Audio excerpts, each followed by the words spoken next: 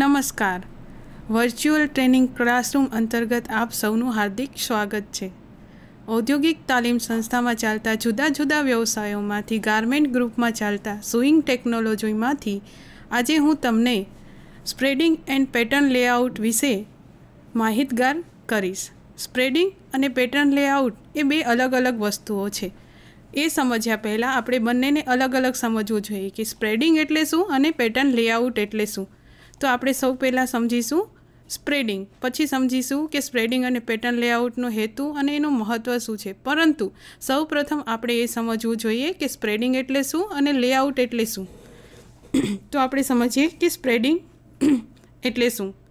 Spreading એટલે ગાર્મેન્ટનું basic block ઉપરથી કરવામાં આવતું વેરિએશન.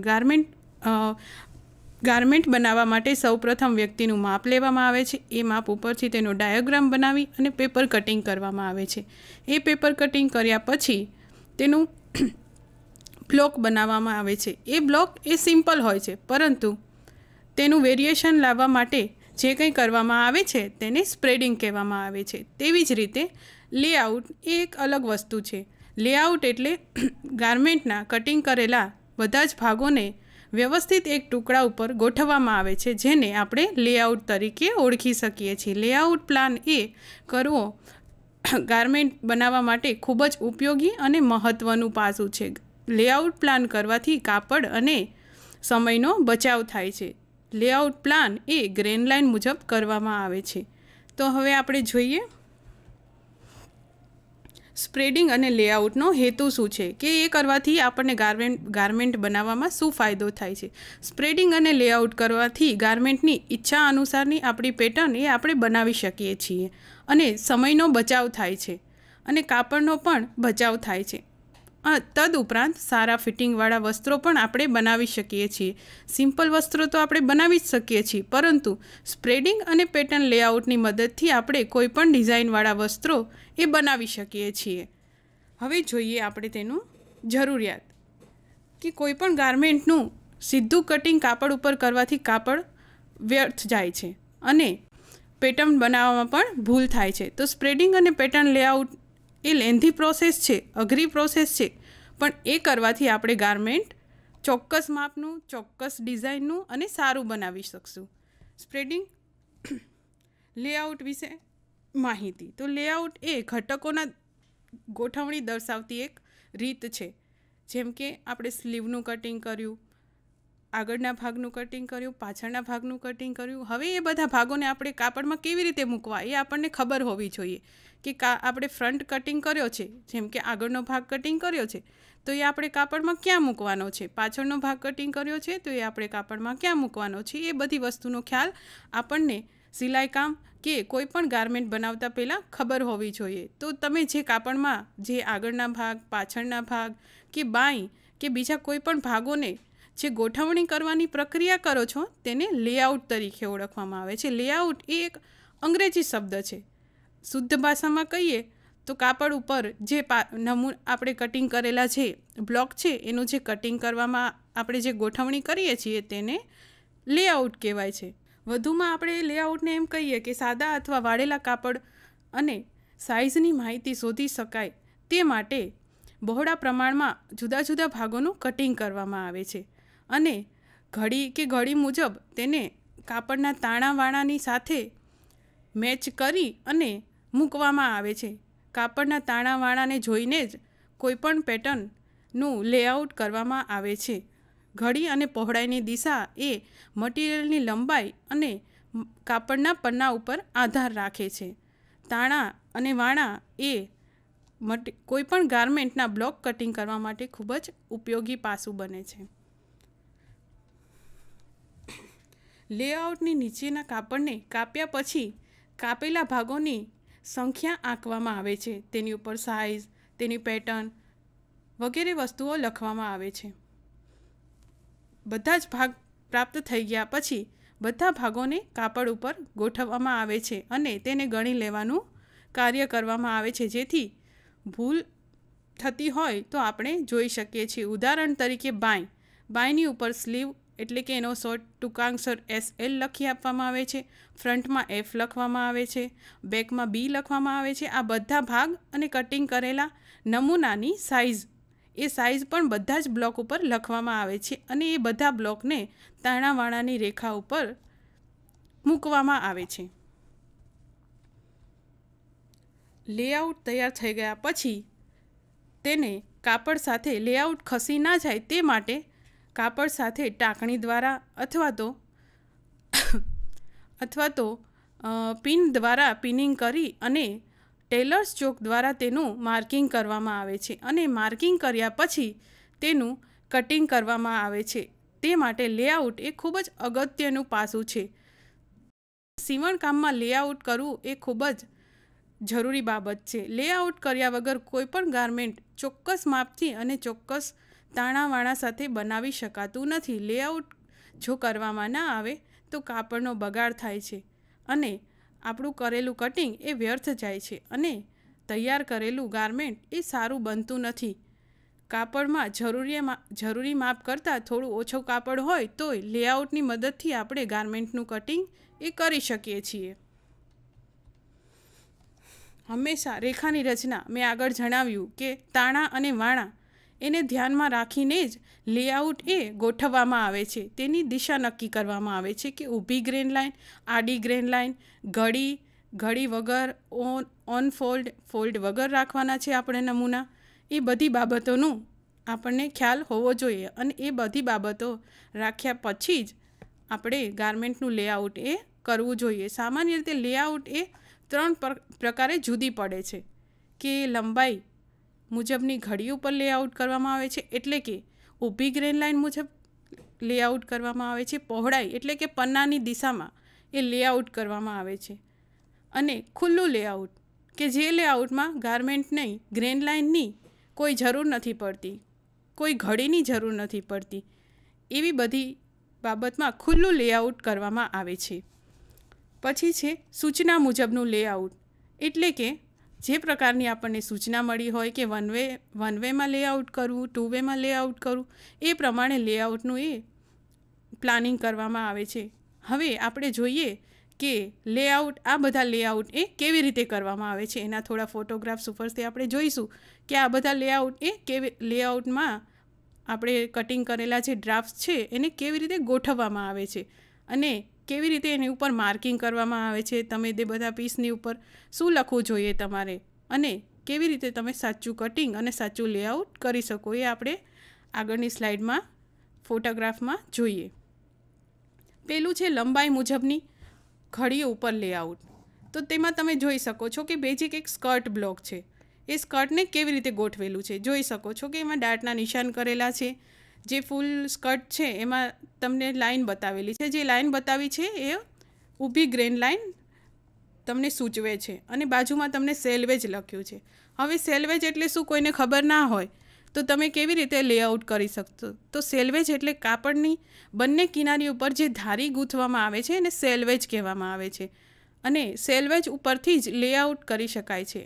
સેલ્વેજ એ ઊભી ગ્રેન લાઇન સૂચવે છે, જ્યારે વિડ્થ એ આડી ગ્રેન લાઇન સૂચવે છે. તો વિદ્યાર્થી મિત્રો, તમે ચિત્રમાં જોઈ શકો છો કે સ્કર્ટ બ્લોક ઉપર કેવી રીતે લેઆઉટ કરેલું છે. આ જનરલ બેઝિક લેઆઉટ છે અને બાજુમાં તમે બેઝિક બોડીઝ બ્લોકનું લેઆઉટ જોઈ શકો છો. એમાં બતાવેલું છે કે આ ફ્રન્ટ છે, ફ્રન્ટના બંને ભાગ વચ્ચેથી ઓપન બતાવેલા છે, જોઈ શકો છો. અહીંયા ચેસ્ટ ડાર્ટ આપ્યો છે, અહીંયા વેસ્ટ ડાર્ટ આપ્યો છે. એ ડાર્ટ પણ લેઆઉટમાં બતાવેલો છે, જોઈ શકો છો તમે. પછી છે બેક બતાવેલું છે. આ બેકમાં પણ વેસ્ટ ડાર્ટ આપેલો છે અને એને ઊંધું મૂકેલું છે કારણ કે કાપડ ઓછું છે અને કાપડની પન્ના પ્રમાણે તેનું આપણે ગોઠવણી કરવાની છે. તો તમે જોઈ શકો છો કે એને ઊંધું મૂકીને પણ ગ્રેન લાઇનને જાળવી રાખી છે. એમાં એવી જ રીતે સ્લીવ છે તો સ્લીવની પણ ગ્રેન લાઇન જાળવી રાખી છે. એવી જ રીતે જે નેકની ફેસિંગ છે કે તમારે ગળું ઉથલાવવું હોય એના માટે જે ફેસિંગની જરૂરિયાત છે એ પણ ગ્રેન લાઇન મુજબ અંદર સૂચવેલી છે. તો તમે જોઈ શકો છો કે ઊભા પન્નામાં લંબાઈ મુજબનું લેઆઉટ કેવી રીતે કરવામાં આવે છે. હવે આપણે બીજું જોઈશું કે પન્ના મુજબનું, એટલે કે વિડ્થ વાઇઝ લેઆઉટ કેવી રીતે કરવામાં આવે છે. આ એક જનરલ સ્કર્ટ બ્લોક જ છે. એમાં તમે જોઈ શકો છો કે સેલવેજને આડી રાખેલી છે અને સ્કર્ટ બ્લોક તો ગ્રેન લાઇન મુજબ જ ગોઠવેલા છે, પરંતુ તો પણ એને બ્લોક્સ બધા ગ્રેન લાઇનને અનુસાર જ ગોઠવેલા છે.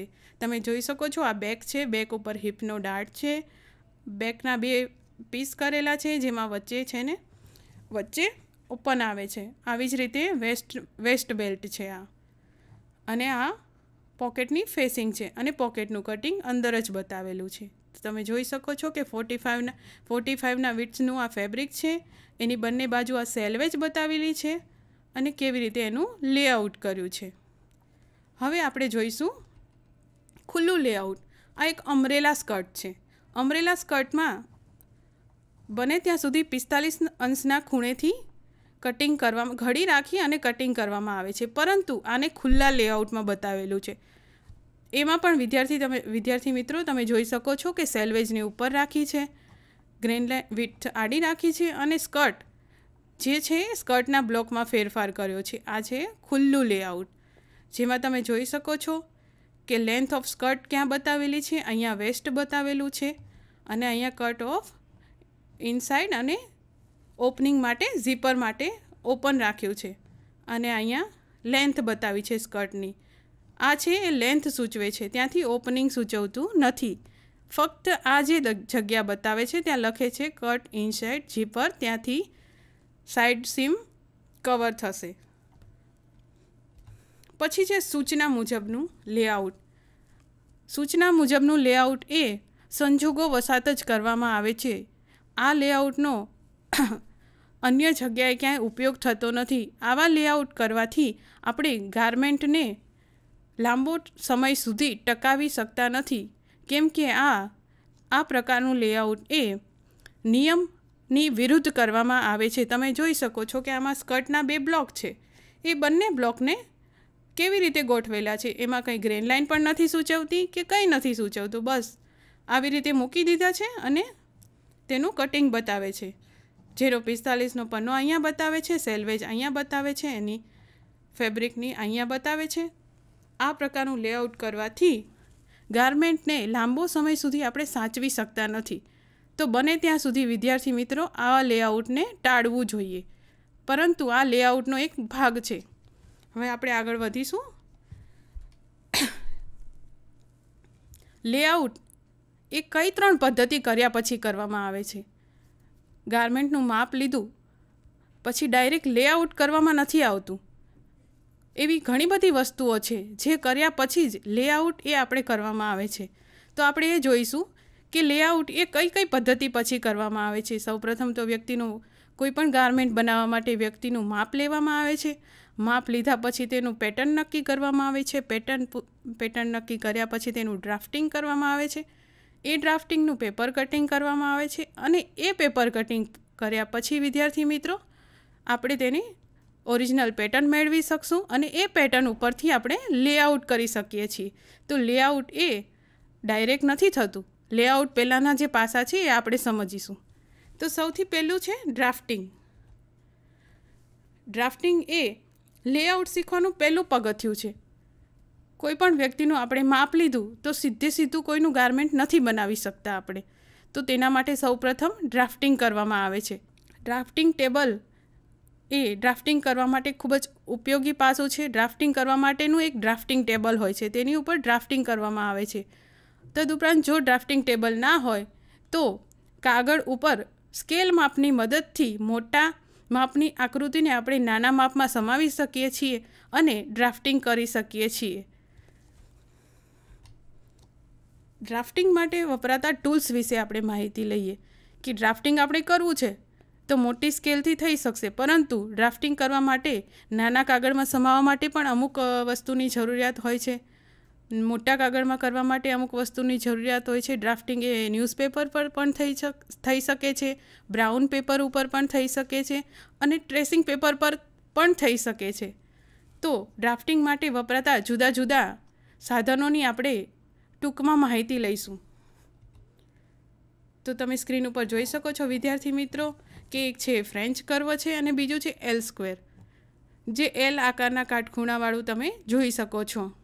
અને આ છે ફ્રેન્ચ કર્વ છે કે કોઈ પણ વળાંકવાળા શેપ તમારે આપવા હોય તો આ કર્વની મદદથી તમે આપી શકો છો. અને એલ સ્ક્વેરમાં એક એલ સ્ક્વેર એ તમે સાદું માપ વગરનું જોઈ શકો છો અને બીજું જે છે એ માપની સાથે જોઈ શકો છો. તો બંને એલ સ્ક્વેરનો ઉપયોગ એ ડ્રાફ્ટિંગ માટે ખૂબ જ જરૂરી છે. પછીનું છે પેપર પેટર્ન. ડ્રાફ્ટિંગ થઈ ગયા પછી વ્યક્તિના શરીરના માપ પ્રમાણે પોશાકનું પેપર કટિંગ કરવું જોઈએ અને તેને પેપર પેટર્ન બનાવી એમ કહેવામાં આવે છે. કપડાનું ફિટિંગ કરતાં પહેલાં પેપર ઉપર વ્યક્તિના માપનો એક ફર્મો બનાવવામાં આવે છે, જેને આપણે આગળ સમજ્યા કે ડાયાગ્રામ કહેવામાં આવે છે. અને ત્યારબાદ પેપરનું કટિંગ કરવું એ જરૂરી છે. અને પછી પેપર કટિંગને કાપડ ઉપર મૂકી અને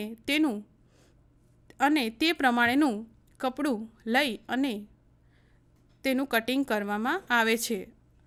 પેપર પેટર્ન કર્યા પછી આપણે લેઆઉટ એ ખૂબ જ સરળતાથી કરી શકીએ છીએ અને આપણને ગારમેન્ટ બનાવવામાં ખૂબ જ સરળતા રહે છે.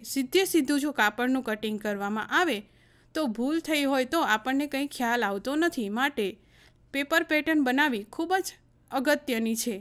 પેપર પેટર્ન બનાવવાથી આપણા કટિંગમાં થયેલી ભૂલ એ આપણે સમજી શકીએ છીએ અને તેનું નિવારણ પેપર કટિંગમાં જ લાવી શકીએ છીએ.